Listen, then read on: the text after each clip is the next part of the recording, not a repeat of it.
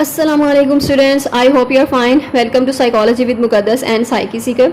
So today we are going to study independent sample t-test and independent sample t-test in SPSS के हम उसको SPSS में किस तरह कैलकुलेट करते हैं. फर्स्ट ऑफ ऑल तो हमने इसको मैनुअल में किया था, यानी उसको फॉर्मूला था उसको हमने खुद ही सॉल्व किया था. आप उसको आपने SPSS में करना है, आपने जस्ट वैल्यूज़ इनपुट करनी है उसमें और आपको वो जो रिज़ल्ट है, जो कंक्लूजन है वो आपको मिल जाएगा. तो इंडिपेंडेंट सैम्पल टी टेस्ट हम क्यों यूज़ करते हैं, हम दोनों हमारे पास दो ग्रुप्स होते हैं जिसको हमने कंपेयर करना है, उनके मीन को कंपेयर करना है और दोनों ग्रुप्स आपस में अनरिलेटेड होने चाहिए और सेम कंटिन्यूस या डिपेंडेंट वेरिएबल पे होने चाहिए.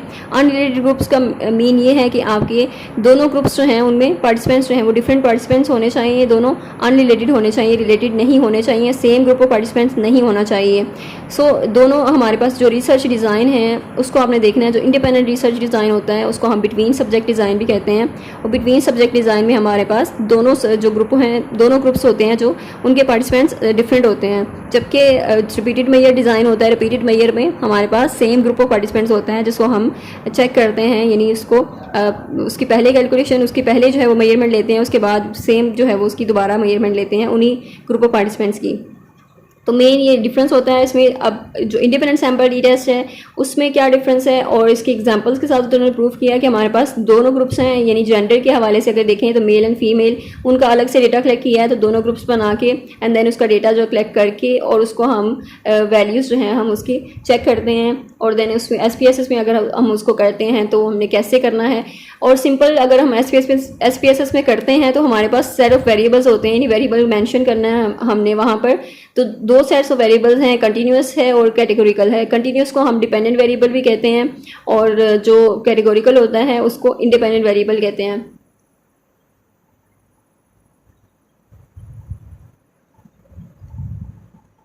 नेक्स्ट है, इन्होंने ये एग्जांपल एक दी है और इनका जो टू सेट्स ऑफ मतलब है यहाँ पर डेटा है या फिर टू सेट्स ऑफ ग्रुप हैं, हमारे पास स्विमर्स हैं या सॉकर प्लेयर्स हैं, उनका स्कोर यहाँ पर मेंशन किया है एंड देन हमने उसको अब एंटर करना है डेटा को अपने SPSS में.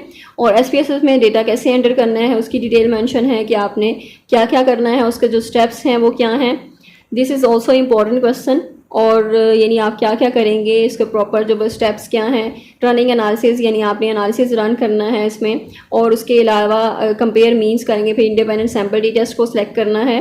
और उसके बाद जो दूसरी चीज़ें हैं, यानी यहाँ पर इमेजेस के साथ उन्होंने मेंशन किया है, इमेजेस के साथ आपको समझाया है कि किस तरह से आपने कौन कौन से स्टेप लेने हैं. उसके बाद आप उसको कैलकुलेट कर सकते हैं इंडिपेंडेंट सैम्पल टी टेस्ट को.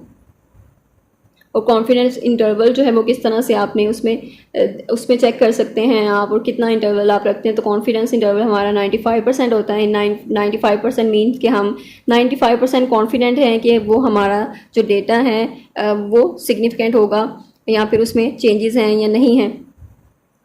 इंटरप्रेट द रिजल्ट्स, अगर उसको करते हैं, डेटा को इनपुट करते हैं अपने SPSS में, उसके बाद हम रिजल्ट्स हमें वो उसके मिल जाएंगे अगर हम उसको एक्यूरेटली हमने डेटा को एंटर किया है और सारी वैल्यूज़ एक्यूरेट थी हमारी, तो हमारा जो रिज़ल्ट है वो भी हमें एक्यूरेट ही मिलेगा. और वो टोटल जो है वो ओवरऑल खुद ही सारा कुछ करके ना आपको वो वैल्यूज़ वगैरह दिखा देगा. जैसे मीन है कि स्टैंडर्ड डेविएशन क्या है, स्टैंडर्ड एरर मीन क्या है, यानी जो हम खुद कैलकुलेट करते थे अब इन्होंने सिंपली जो है वो उसको रिजल्ट दे देना है और खुद ही सारा वो पूल्ड वेरिएंस और वो फार्मूला अप्लाई करके हमें सिंपल वैल्यूज़ बता देनी है कि मीन डिफरेंस जो है वो इतना है और डेटा एरर डिफरेंस इतना है और ये सारी चीज़ें कि उसमें कॉन्फिडेंस इंटरवल जो है वो कितना है, टी वैल्यूज़ क्या हैं.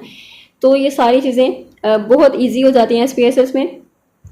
यहाँ पर दो उन्होंने पार्ट्स बताए हैं, डिफरेंट जो पीसेस इंफॉर्मेशन प्रोवाइड कर रहे हैं, that is Levene's test for equality of variance and T test for equality of means. तो ये भी इंपॉर्टेंट है और इसमें यानी जो दोनों ये चीज़ें आपकी जो है वो SPSS में वो खुद ही वो इसको कर देते हैं, सॉल्व कर देते हैं. वो आपको वैल्यू बता देते हैं कि लेवेंस टेस्ट अगर आप करते हैं कि आपके वेरिएंस जो है वो इक्वल है या नहीं. तो ये हमारी एक असम्पशन थी टी टेस्ट की कि ये वेरिएंस जो है वो इक्वल होना चाहिए. तो लेवेंस टेस्ट का पर्पज़ यही है कि वो उसको मेंशन कर देता है, आपको बता देता है कि वेरिएंस जो है वो इक्वल है या नहीं. फिर इक्वालिटी ऑफ मीन्स है कि मीन्स इक्वल है या नहीं, तो टी टेस्ट जो है वो उसके लिए है. ये सिंपल उनकी डिटेल्स मेंशन है कि जो लेवेंस टेस्ट है वो किस लिए यूज़ होता है SPSS में, किस तरह वो वैल्यू आपको बता देता है, किस तरह से वैल्यू मेंशन कर देता है कि इसकी वैल्यू इतनी है और उसमें डिफरेंस कितना है. नेक्स्ट कुछ अजम्पशंस हैं इंडिपेंडेंट सैम्पल टी टेस्ट की. और ये सिमिलर ही असम्पशंस हैं सबकी। जो हाइपोथेसिस टेस्टिंग है, हमारे जो पैरामीट्रिक टेस्ट वगैरह हैं, सबकी असम्पशंस जो हैं वो सिमिलर ही हैं। यानी रैंडम सैम्पलिंग होनी चाहिए, रैंडमली सिलेक्टेड होने चाहिए पार्टिसिपेंट्स, इंडिपेंडेंस ऑफ ऑब्जर्वेशन, सबकी ऑब्जर्वेशन डिफरेंस होनी चाहिए, नॉर्मल डिस्ट्रीब्यूशन पे होना चाहिए। हमारे पास स्क्यूड जो है वो डिस्ट्रीब्यूशन नहीं होना चाहिए बल्कि नॉर्मल होने चाहिए और मीन के अराउंड ही होनी चाहिए सबकी वैल्यूज़। तो दैट इज़ ये मोस्ट इंपॉर्टेंट असम्पशंस हैं, सबकी सिमिलर ही हैं।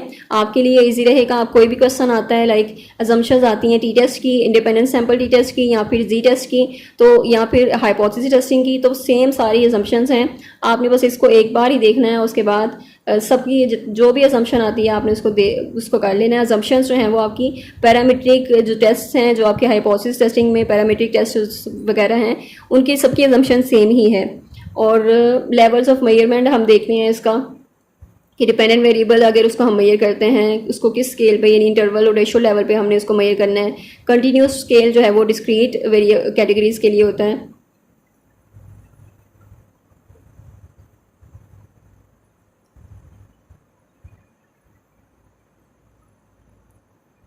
अब नेक्स्ट है हमारे पास टेक्निक अवेलेबल एसपीएसएस में। जो टेक्निक है कि हम उसको एक्सप्लोर करें, हमारे पास डिस्क्रिप्टिव स्टैटिस्टिक्स मेन्यू है, उसको भी हम डिस्कवर कर सकते हैं। जस्ट आपने अपने डेटा को एंटर करना है इसमें, बाकी जो है वो एनालाइज करना है। उसको आप जस्ट बटन से क्लिक करेंगे तो आपके पास सारी वो इन्फॉर्मेशन आ जाएगी जो मैनुअली आप इतने टाइम मतलब करते हैं इतने टाइम में, लेकिन एसपीएसएस में आप इजीली उसको सेकंड्स में कर सकते हैं, जो काम आप जो है वो काफ़ी देर से करते हैं। अब यहाँ पर कुछ प्लॉट्स वगैरह भी वो मेंशन कर देते हैं कि प्लॉट में जो आपका डेटा है वो किस तरह का है,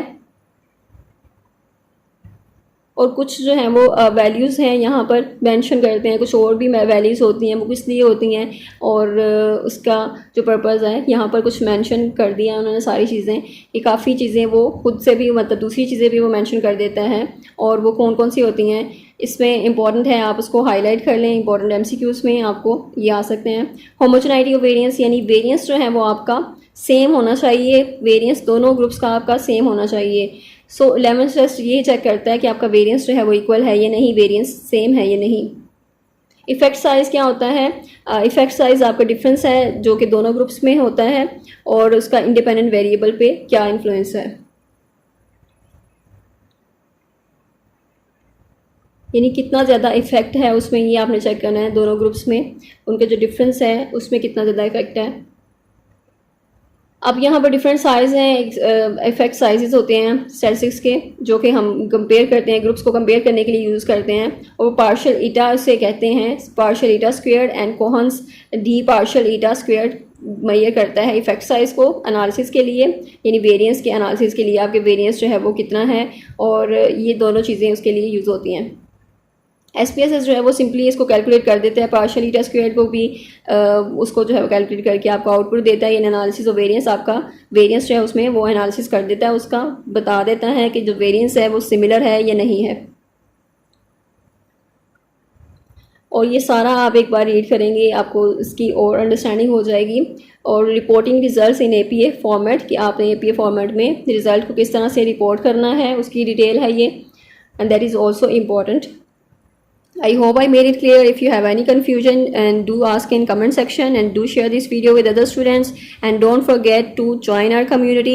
Don't forget to subscribe the channel, and also subscribe Psyche Seeker, जिसका लिंक आपको डिस्क्रिप्शन में मिल जाएगा। And let's understand the psychology in easy way, and let's make the concepts clear about it. So let's make some effort to do something for our future, to do something in this marvelous field of discoveries or wonders, and let's discover it together. Thank you so much. अपना बहुत सा ख्याल रखें, दुआ में याद रखें। अल्लाह हाफिज़।